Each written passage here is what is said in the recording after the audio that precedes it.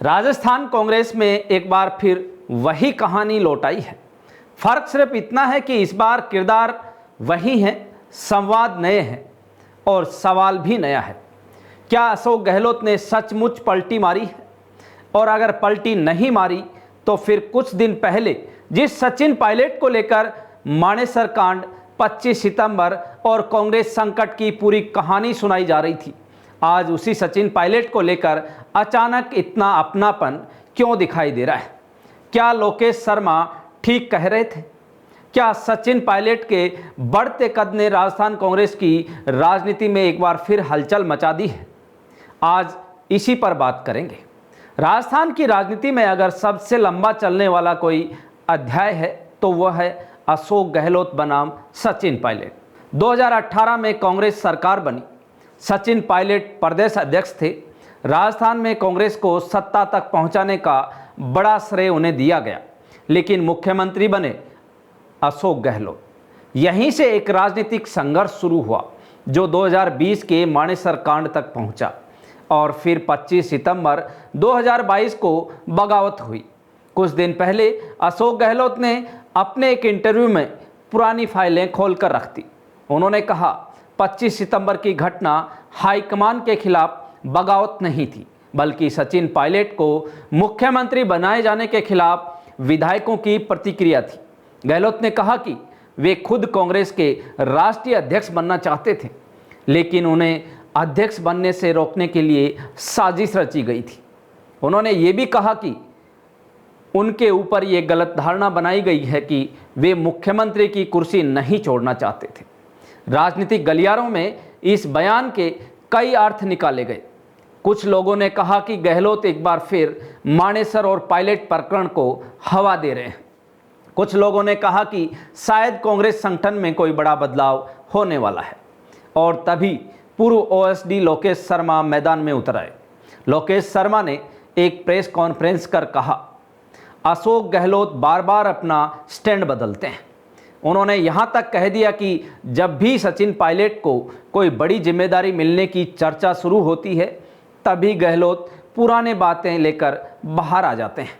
ये बयान कांग्रेस के भीतर भी चर्चा का विषय बन गया, लेकिन असली मोड़ तब आया जब राजेश पायलट की पुण्यतिथि पर सचिन पायलट ने गहलोत को करारा जवाब दिया। ध्यान दीजिए, उन्होंने गहलोत पर हमला नहीं किया, उन्होंने पलटवार नहीं किया, उन्होंने आरोप नहीं लगाए। उन्होंने कहा, मैं बहुत संभल कर बोलता हूं क्योंकि मुंह से निकला कोई भी शब्द वापस नहीं आता। पायलट ने कहा, मेरे किसी से व्यक्तिगत झगड़े नहीं हैं, विचारों में मतभेद हो सकते हैं, लेकिन मतभेद नहीं होने चाहिए। और फिर वह लाइन आई जिसने पूरी राजनीति का तापमान बदल दिया। पायलट बोले, अशोक गहलोत मेरे आदरणीय हैं और वो मुझे अपने बेटे वैभव की तरह बेटा मानते हैं। अब यहाँ तक कहानी थी, लेकिन इसके बाद जो हुआ वही असली खबर है।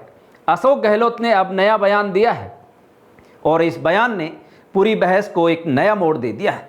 गहलोत ने कहा, सचिन पायलट ने सही कहा है, मैं उन्हें अपने बेटे जैसा ही मानता हूँ। उन्होंने कहा, मैंने जो कहा दिल से कहा, मेरा इरादा किसी पर आरोप लगाने का नहीं था। उन्होंने कहा कि वे सिर्फ उन घटनाओं को देश के सामने रखना चाहते थे जिनकी वजह से उनके बारे में एक गलत परसेप्शन बन गया था।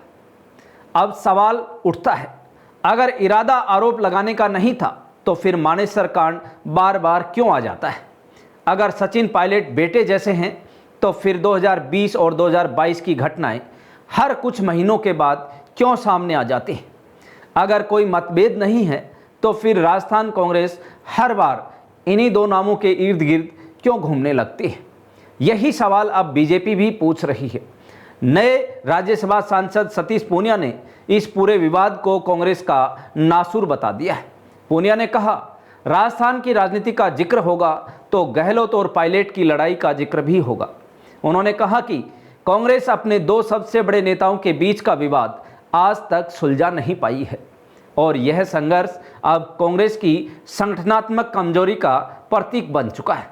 पूनिया ने तंज कसते हुए कहा, कांग्रेस हर बार बीजेपी को दोष देती है, लेकिन असली समस्या कांग्रेस के घर के भीतर है। जब प्रदेश अध्यक्ष और उप मुख्यमंत्री अपनी ही सरकार से नाराज होकर अलग अलग रास्ता पकड़ लेते हैं तो उसकी जिम्मेदारी बीजेपी की नहीं हो सकती। अब एक बार फिर पूरी टाइमलाइन समझ लीजिए। 2018 में कांग्रेस सत्ता में आई, 2020 में मानेसर कांड हुआ, 2022 में 25 सितंबर को घटना हुई, 2023 में कांग्रेस सत्ता से बाहर हो गई, 2024 और 2025 में भी समय समय पर विवाद सामने आता रहा और अब 2026 में फिर वही कहानी, फिर वही बयान, फिर वही सफाई और फिर वही सवाल। लेकिन इस बार फर्क एक है, पहले बयान में गहलोत थे, फिर जवाब में पायलट थे और अब फिर गहलोत हैं। पहले आरोपों की चर्चा थी, अब रिश्तों की चर्चा है। पहले मानेसर था, अब एक बेटा है। लेकिन राजनीति में शब्दों से ज़्यादा महत्वपूर्ण होता है टाइमिंग। और सवाल यही है, क्या ये सिर्फ एक भावनात्मक बयान है? क्या ये कांग्रेस में एकता दिखाने की कोशिश है या फिर सचिन पायलट को मिलने वाली किसी संभावित बड़ी जिम्मेदारी से पहले का माहौल बनाने की कवायद? फिलहाल इतना जरूर है, राजस्थान कांग्रेस में गहलोत और पायलट की कहानी खत्म नहीं हुई है। बस उनके नए अध्याय लिखे जा रहे हैं और हर नया अध्याय पुरानी कहानी को फिर से जिंदा कर देता है।